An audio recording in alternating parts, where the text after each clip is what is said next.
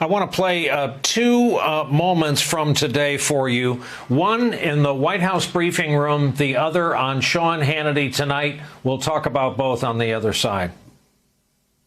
To make the implication that when they need a hospital bed, it's not going to be there, or when they need that ventilator, it's not going to be there. We don't have an evidence of that right now.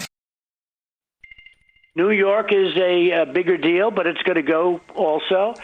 But I have a feeling that a lot of the numbers that are being said in some areas are just bigger than they're going to be. I don't believe you need 40,000 or 30,000 ventilators. So, Doctor, I need you to react. Doctor and a guy who happens to be the president of the United States expressing doubt about what we're reporting as reality right now and or how bad this may become.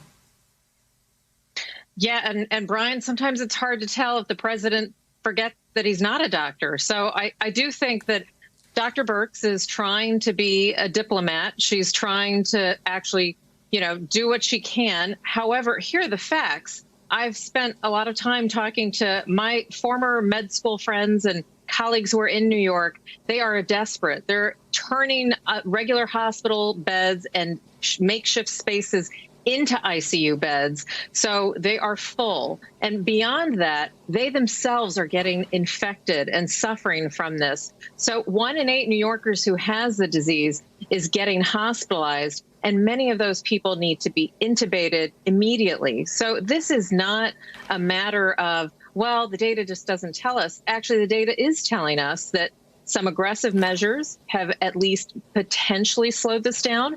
But we're talking, Brian, about slowing this down with still a significant number of cases that need ventilators, hospital beds, and then, as you and I have spoken about before, staff to actually manage those patients. And that's where we're breaking at the seams in New York City.